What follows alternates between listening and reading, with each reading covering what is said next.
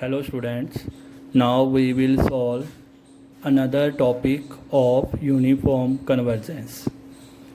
हमने इसमें क्या करना है, examine whether the series is differentiable term by term. इस सीरीज़ को हम डिफरेंशिएबल टर्म बाय टर्म कर सकते हैं कि नहीं कर सकते। चलो पहले हम ये सीखते हैं कि डिफरेंशिएबल टर्म बाय टर्म का मीनिंग क्या होता है। डिफरेंशिएबल टर्म बाय टर्म का मीनिंग क्या होता है, पहले देखते हैं सीक्वेंस में। सीक्वेंस में बच्चे क्या होगा, पहले सीक्वेंस की जो nth टर्म होगी उसका डेरिवेटिव करके लिमिट लगा दो, n अप्रोचिंग टू इन्फिनिटी लगा दो, या जो सीक्वेंस की nth टर्म है उसको पहले लिमिट लगा दो बाद में डेरिवेटिव कर दो। अगर दोनों बराबर आ गए तो that mean we can say that differentiable term by term in sequence में।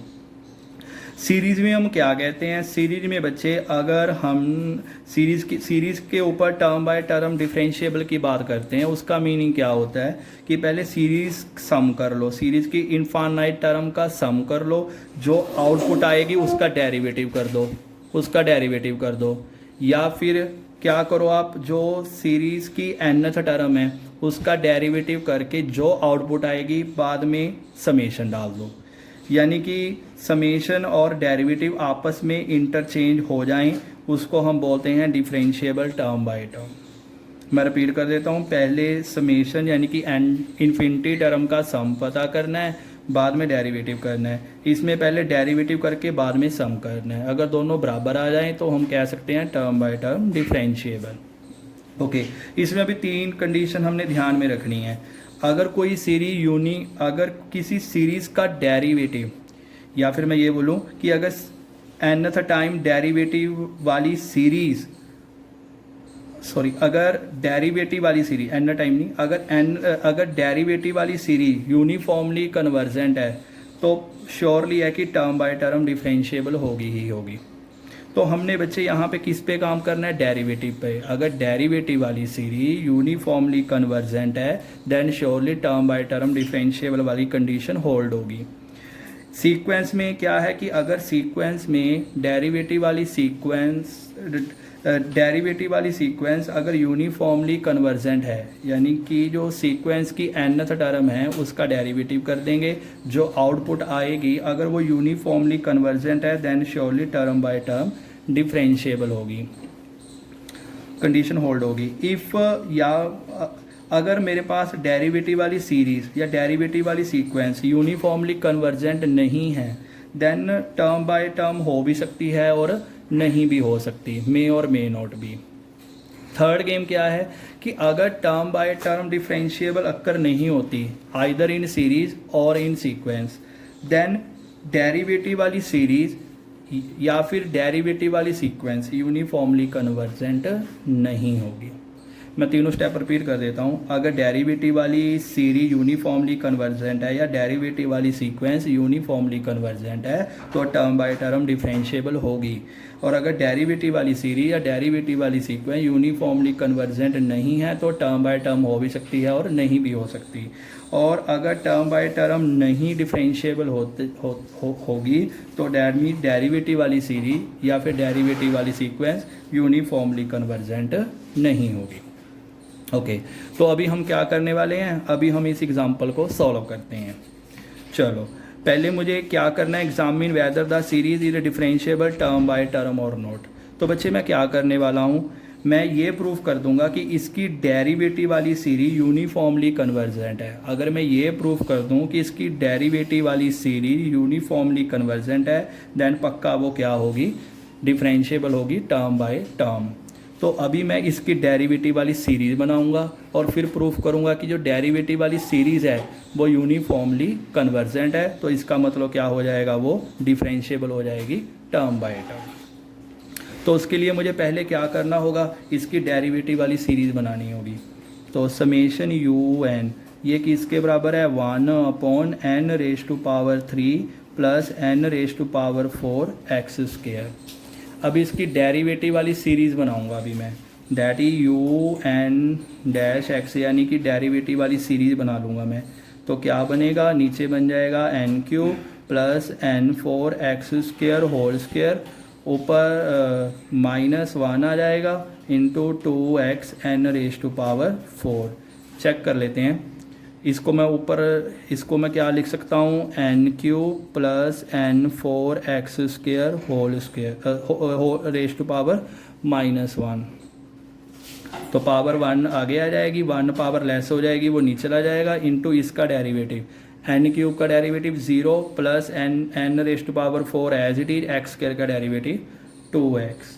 तो इसको लिख लेंगे हम, माइनस बाहर ले लेते हैं, 2x n raise to power 4, इसमें से क्या कॉमन आ रहा है, इसमें से मेरे पास n² कॉमन आ रहा है, n³ कॉमन आ रहा है, n³ कॉमन लूँगा तो स्क्वायर के कारण कितना आ जाएगा, n6 बाहर आ जाएगा, ये बन जाएगा 1 प्लस nx² होल स्क्वायर, क्योंकि n³ कॉमन आ गया, यहाँ 1 बच गया, यहाँ n बच गया, स्क्वायर का स्क्वायर आ गया।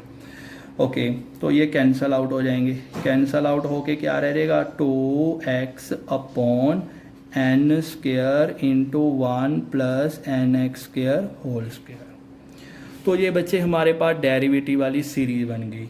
अभी डेरिवेटिव वाली सीरीज़ को मैं क्या प्रूफ करूँगा कि ये यूनिफॉर्मली कन्वर्जेंट है। तो उसके लिए मैं mn टेस्ट लगाऊंगा सीरीज़ वाला, यानी कि वाइस्ट्रास mn टेस्ट सीरीज़ वाला। तो मुझे सीरीज में mn टेस्ट कैसे लगता है, मैं सीधा nth टर्म पे काम करता हूँ, जो सीरीज़ की सीधा nth टर्म है उस पर काम करता हूँ, वो किससे छोटा दिखाऊंगा, mn से छोटा दिखाऊंगा। और उसके बाद अगर mn वाली सीरीज़ कन्वर्ज करेगी तो अल्टीमेटली un डैश वाली सीरीज़ भी क्या करेगी, कन्वर्ज करेगी। तो पहले ये दिखाऊंगा ये mn से छोटा आएगा, तो that mean 2x upon n² 1 plus nx² whole square. मैं माइनस को निगलेक्ट कर रहा हूँ, क्योंकि अगर ये सीरीज कन्वर्ज करेगी तो माइनस लगाने के बाद भी वो क्या करेगी, कन्वर्ज करेगी। ओके तो अभी हमने क्या करना है बच्चे, अभी हमने इसका क्या करना है, बेसिकली डेरिवेटिव करना है। मैंने y ले लूँगा, y किसके इक्वल आ जाएगा, 2x upon n² into 1 plus nx² whole square. मैंने इसकी मैक्सिमम वैल्यू पता करनी है, तो मैक्सिमम वैल्यू कैसे पता करूँगा, इसकी मैक्सिमम वैल्यू मैंने पता करनी है। तो डेरिवेटिव क्या आएगा इसका, डेरिवेटिव 2 अपॉन n² को तो मैं बाहर ही लिख लेता हूँ। तो इसमें क्या आएगा, 1 plus denominator as it is, derivative of numerator minus numerator as it is, derivative of this, इसका डेरिवेटिव क्या आएगा, यहाँ लिख लेता हूँ, इसका डेरिवेटिव आएगा 1 plus nx² into n into 2x। इसका डेरिवेटिव क्या आएगा, पहले 2 पावर आगे आ जाएगी, 1 पावर लेस हो जाएगी, इंटू nx² का derivative n into 2x upon 1 plus nx² की होल स्क्वायर।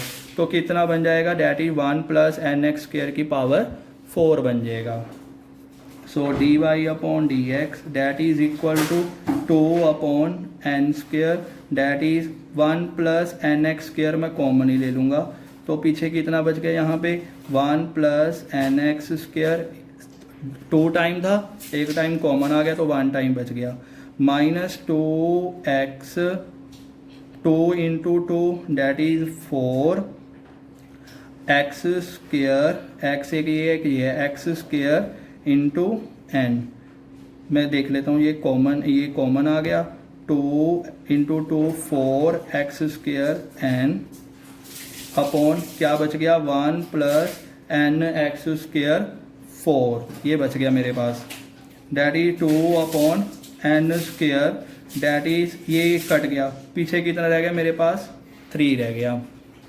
तो 1 plus nx² minus 4 nx² upon 1 plus nx² की होल क्यूब। तो बेसिकली कितना बन गया, 2 upon n² that is 1 minus 3nx² upon 1 plus nx² की होल क्यूब, ये बन गया। तो अभी हमें फर्स्ट टाइम डेरिवेटिव को क्या पुट करना है, 0 पुट करना है। 0 पुट करेंगे तो बेसिकली कितना आ जाएगा, 1 इज इक्वल टू 3nx²। तो बेसिकली x की वैल्यू कितनी आ जाएगी, x is equal two plus minus 1 upon √3n। सो हमारे पास ये आ जाएगी। ओके तो इसके बाद बच्चे हमने अभी क्या करने वाले हैं, हम ये चीज़ आ जाएगी, वेवी कर्व बनाएंगे। वेवी कर्व बना के देखेंगे क्या बनेगा। एक वैल्यू आ गई 1/√3n और एक आ गई माइनस में आ गई और एक प्लस में आ गई। हम इसके बीच वाली वैल्यू लेते हैं, 0 ले लेते हैं। जब मैं 0 लूँगा तो मेरा फर्स्ट टाइम डेरिवेटिव क्या बनेगा, ये तो पॉजिटिव ही है, ये 0 हो गया। 1 कुल मिला के सारा क्या बनेगा, पॉजिटिव बनेगा। तो ये नेगेटिव हो गया और ये नेगेटिव हो गया। ठीक हो गया यहाँ तक। मैंने क्या किया, इसके बीच वाली वैल्यू ले ली 0। जब मैं 0 लूँगा 3n इंटू 0 0 हो जाएगा, ये 1 बन जाएगा, सारा पॉजिटिव बन जाएगा। तो अल्टरनेट चलते हैं, हमको पता ही है ये साइन। तो यहाँ से यहाँ तक ग्राफ क्या करेगा, डिक्रीज़ करेगा, फिर इसके बाद क्या करेगा, इंक्रीज़ करेगा, फिर क्या करेगा, डिक्रीज़ करेगा। तो मैक्सिमम वैल्यू यहाँ से आएगी, क्योंकि हमें फर्स्ट टाइम डेरिवेटिव क्या बताता है कि फंक्शन इंक्रीज़ करेगा या डिक्रीज़ करेगा। अगर डेरिवेटिव नेगेटिव है तो डिक्रीज़, डेरिवेटिव पॉजिटिव है तो इंक्रीज़, डेरिवेटिव नेगेटिव है तो डिक्रीज़। तो मैक्सिमम वैल्यू किस पे आएगी, 1/√3n पे आएगी। तो मेरा mn बेसिकली कितना बन जाएगा, mn मेरा क्या था, इसका मैक्सिमम। इसका मैक्सिमम कितना आ जाएगा, that is 2 into x. X कितना है मेरा, √3n। एक्स मेरा 1/√3n है। n स्क्वेयर का n स्क्वेयर आ जाएगा 1 + n into 1/3n whole square. 1/3n बन जाएगा, होल स्क्वेयर का होल स्क्वेयर आ गया। तो बेसिकली बच्चे ये कितना आ गया, that is 2/√3n into n square. ये 3n, ये कितना बन जाएगा, 3n + n 4n स्क्वेयर बन जाएगा। और ये 3n होल स्क्वेयर जो एलसीएम आया था वो ऊपर चला जाएगा। बेसिकली ऊपर कितना बन गया, 2 into 9 into n square upon √3 into √n into n square into 16n square. ये कैंसिल हो गया हमारे पास। सो बेसिकली कितना बच गया, 2 डेट इज़ 2, एक ये भी कैंसिल हो गया 8। तो कितना बच गया, that is 9/√3। 9/√3 that is n⁻² 2 + 1/2 that is 5/2। ये कितना बन गया, डेट इज़ 9, ये 9 आ गया। √3 ये n⁻5/2 बन गया। ये हमारा 8 रह गया लगाना, 8√3। तो बेसिकली हमारे पास ये बन जाएगा, ये भी कैंसिल आउट कर दो, 3√3/8 इंटू n⁻5/2। ओके, सो ये हमारा mn बन गया। तो mn वाली सीरीज देखते हैं, डेट इज 3√3/8 n⁻5/2। mn वाली सीरीज देखते हैं अभी क्या करेगी। तो बाय पी टेस्ट जो mn वाली सीरीज़ है that is 5/2। 5/2 is greater than 1, यानी कि जो mn वाली सीरीज़ है वो मेरे पास क्या करेगी, कन्वर्ज करेगी बाय पी टेस्ट। अगर mn वाली सीरीज़ कन्वर्ज करेगी तो डैट में un डैश भी क्या करेगा, कन्वर्ज करेगा। अगर un डैश कन्वर्ज करेगा तो इसका मतलब क्या होगा कि मेरे पास ये वाली जो सीरीज़ है वो क्या होगी, डिफरेंशिएबल होगी। क्या होगी, टर्म बाय टर्म डिफरेंशिएबल होगी। ओके बच्चे, now we will solve another example, that is let u and x be the series for which sigma nx is equal to this। यानी कि हमें क्या गिवन है, यहाँ पे सीरीज़ की n टर्म का सम गिवन है, सिग्मा एन एक्स सीरीज़ की n टर्म का सम गिवन है। Show that the series u n dash x does not converge uniformly. यानी कि जो सीरीज़ का डेरिवेटिव करके जो nth टर्म का डेरिवेटिव करके जो सीरीज़ बनेगी वो यूनिफॉर्मली कन्वर्जन नहीं करेगी, बट जो सीरीज़ है वो डिफरेंशिएबल टर्म बाय टर्म होगी। तो जो सीरीज़ है वो डिफरेंशिएबल टर्म बाय टर्म होगी। इसका मीनिंग क्या है, इसका मीनिंग ये है कि उसके क्रॉसपॉन्ड जो n टर्म का सम करके सीक्वेंस बनी हुई है वो टर्म बाय टर्म होगी। मैं रिपीट कर देता हूँ, series differentiable term by term है, तो डैट मीन उसके क्रॉसपोंड जो सीक्वेंस ऑफ पार्शियल सम बनी हुई है वो डिफरेंशिएबल टर्म बाय टर्म होगी। डिफरेंशिएबल टर्म बाय टर्म का मीनिंग अभी हमने देखा था, क्या देखा था, क्योंकि अभी ये सीक्वेंस बन गई तो डिफरेंशिएबल टर्म बाय टर्म का मतलब क्या है कि पहले लिमिट लगा के डेरिवेटिव कर दो, दूसरा पार्ट क्या है डेरिवेटिव करके लिमिट लगा दो। तो पहले मैं क्या करने वाला हूँ, पहले लिमिट लगा के डेरिवेटिव करूँगा। पहले इस पे लिमिट लगा दो, तो limit n approaches to infinity sigma N X, that is limit n approaches to infinity 1/2n square into log 1 plus n raise to power 4 X square. अभी आप ध्यान से देखो, ये इन्फिनिटी बाय इन्फिनिटी फॉर्म बन रही है, तो ऊपर नीचे डेरिवेटिव, ऊपर डेरिवेटिव कितना बनेगा 1/1 plus n raise to power 4 X square. हमने derivative with respect to n करना है। लॉग इन्फिनिटी इन्फिनिटी वो होता है जो आपको पता ही होगा, तो इन्फिनिटी बाय इन्फिनिटी फॉर्म बन रही थी। ऊपर डेरिवेटिव कितना आ गया 1/1 plus n4 X square into इसका डेरिवेटिव, 1 का डेरिवेटिव 0 प्लस कितना आ जाएगा 4n cube into x square upon इसका डेरिवेटिव कितना आएगा डैट इज़ 4n। तो बेसिकली बच्चे मेरे पास कितना आ गया, 4 से ये 4 चला गया, एक n से एक n चला गया, तो basically n square x square upon 1 plus n4 X square. Again infinity by infinity form है, ऊपर नीचे डेरिवेटिव, ऊपर डेरिवेटिव कितना बनेगा 2n एक्स स्क्वायर, नीचे कितना बनेगा 4n cube x square. Derivative with respect to n करना है हमने, तो ये कैंसिल हो गया, ये 2 आ जाएगा, यहाँ n स्क्वायर रह जाएगा, 1/इन्फिनिटी कितना आ जाएगा 0 आ जाएगा। तो बच्चे अभी यानी कि सिग्मा एक्स, इसको हम सिग्मा एक्स बोलते हैं। अभी हमने पहले लिमिट लगाई, बाद में जो आउटपुट आई उसका डेरिवेटिव करना है। इसका डेरिवेटिव कितना आएगा हमारे पास 0 आएगा। अभी दूसरा पार्ट देखते हैं। दूसरे वाले पार्ट में हमने करना क्या है, दूसरे वाले पार्ट में हमने पहले क्या करना है, पहले डेरिवेटिव लेना है।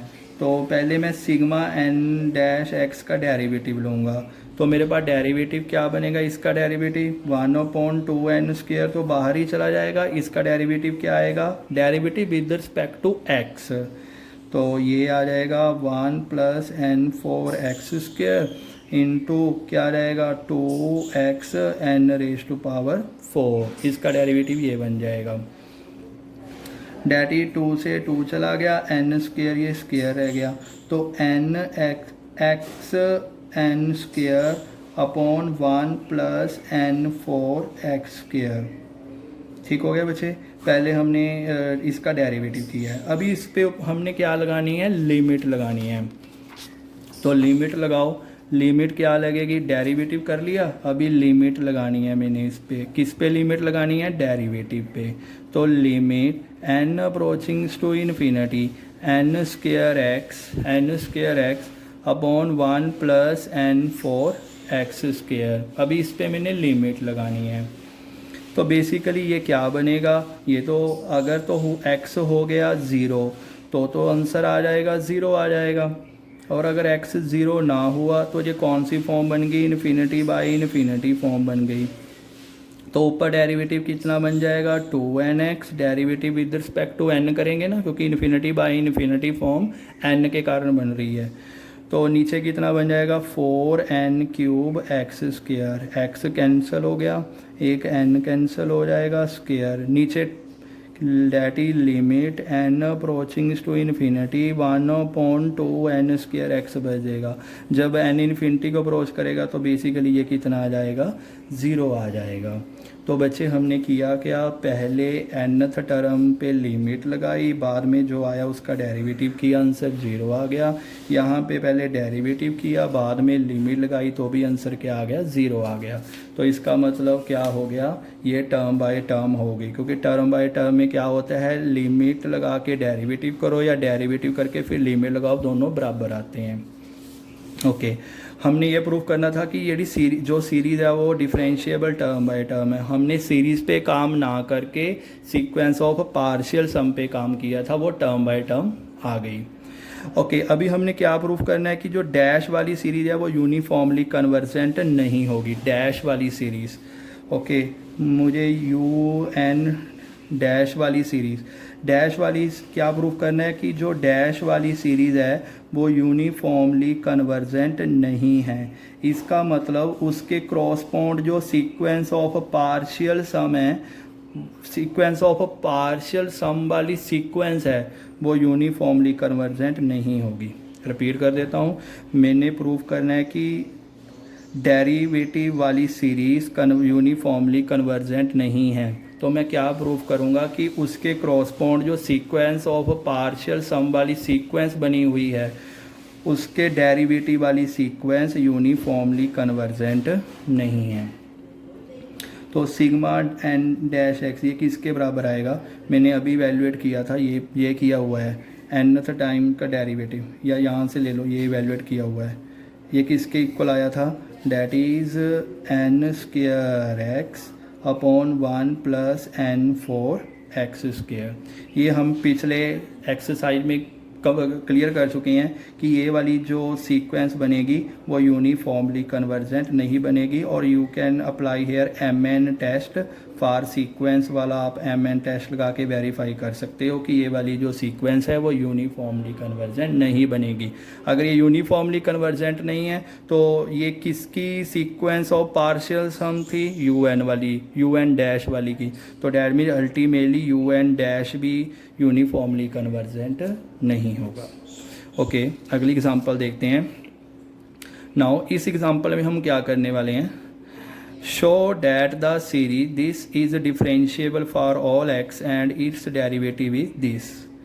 मतलब हमने अभी क्या दिखाना है बच्चे कि इस सीरीज़ जो है वो डिफरेंशिएबल है। मतलब डिफरेंशिएबल है that mean term by term है, और उसका डेरिवेटिव ये बनेगा। तो बच्चे मैं पहले क्या करने वाला हूँ, मैंने आपको पहले भी बताया था, मैं अभी क्या करने वाला हूँ, मैं सीरीज़ की nth टर्म का, जो nth टर्म का डेरिवेटिव करके सीरीज़ बनेगी, मैं उसको क्या यूनिफॉर्मली कन्वर्जेंट प्रूव कर दूंगा। अगर ये वाली सीरीज यूनिफॉर्मली कन्वर्जेंट हो गई देन श्योरली क्या हो जाएगी? टर्म बाय टर्म हो जाएगी। तो मैं summation UN summation that is sign NX upon NQ, अभी nth टर्म का डेरिवेटिव करके सीरीज़ क्या बन गई? That is cos NX into N upon NQ, that is cos NX upon N square. Series की nth टर्म का derivative करके series की nth टाइम का डेरिवेटिव करके ये वाली सीरीज़ बन गई। अगर ये वाली सीरीज यूनिफॉर्मली कन्वर्जेंट हो गई तो डैट मीन्स इसका मतलब टर्म बाय टर्म डिफरेंशिएबल भी हो जाएगी। ओके, तो अभी मैं क्या करता हूँ, सीधा इसकी nth टर्म पे काम करता हूँ, सीधा इसकी nth टर्म पे काम करता हूँ। सीरीज़ को कैसे कन्वर्ज करते हैं, कन्वर्ज या डाइवर्ज कैसे प्रूफ करते हैं? सीधा उसकी nth टर्म पे काम कर लो। nth टर्म किससे छोटी आएगी? पहले that is equal to mod of cos NX upon N square. Mod of cos NX हमेशा किससे छोटा रहता है? 1 से। N स्क्वायर का N स्क्वायर आ जाएगा। अभी ये बन गया मेरे पास MN। अभी MN वाली सीरीज़ देखते हैं। MN वाली सीरीज़ क्या करेगी? कन्वर्ज करेगी by P test. By P test MN वाली सीरीज़ क्या करेगी? कन्वर्ज करेगी। तो इसका मतलब क्या हुआ कि UN डैश वाली सीरीज़ भी क्या करेगी? कन्वर्ज करेगी। UN डैश वाली सीरीज़ क्या करेगी? कन्वर्ज करेगी, यूनिफॉर्मली कन्वर्जेंट। अगर डेरिवेटिव वाली सीरीज़ यूनिफॉर्मली कन्वर्ज कर गई तो इसका मतलब क्या हुआ? इसका मतलब ये हुआ कि ये टर्म बाय टर्म होगी, टर्म बाय टर्म होगी। मैं रिपीट कर देता हूँ, मैंने पहले क्या प्रूफ किया कि UN डैश वाली सीरीज यूनिफॉर्मली कन्वर्जेंट है। अगर UN डैश वाली सीरीज यूनिफॉर्मली कन्वर्जेंट है देन श्योरली है टर्म बाय टर्म डिफरेंशिएबल होगा। तो इसका दिस इम्प्लाइज श्योरली है कि टर्म बाय टर्म डिफरेंशिएबल होगा। इसका मतलब क्या होगा? That is equal to this thing, ये दोनों आपस में क्या होंगे, बराबर होंगे टर्म बाय टर्म, क्योंकि डेरिवेटिव वाली सीरीज यूनिफॉर्मली कन्वर्जेंट आ गई, इसका मतलब टर्म बाय टर्म श्योरली होगा, इसका मतलब ये चीज़ होगी। इसका मतलब क्या हुआ कि इसका derivative that is sine n x upon n cube that is equal to derivative of sine n x upon n cube that is equal to cos n x upon n square, क्योंकि इसका derivative आएगा cos n x into n upon n cube, वो cut के n square रह जाएगा। हमने यही तो प्रूव करना था कि ये डिफरेंशिएबल है और इसका डेरिवेटिव ये बनेगा, तो इसका डेरिवेटिव हमारे पास ये बन गया। तो कैसे प्रूव किया, पहले इस वाली सीरीज़ को हमने ये प्रूव किया कि ये टर्म बाय ये वाले इसका डेरिवेटिव यूनिफॉर्मली कन्वर्जेंट है। अगर इसका डेरिवेटिव यूनिफॉर्मली कन्वर्जेंट है तो क्या होगा, पक्का टर्म बाय टर्म होगा, तो इसका मतलब ये होगा, तो डैट मीन इसका डेरिवेटिव इसके बराबर बन गया। यही प्रूव करना था कि इसका डेरिवेटिव इसके बराबर है। Okay, thank you.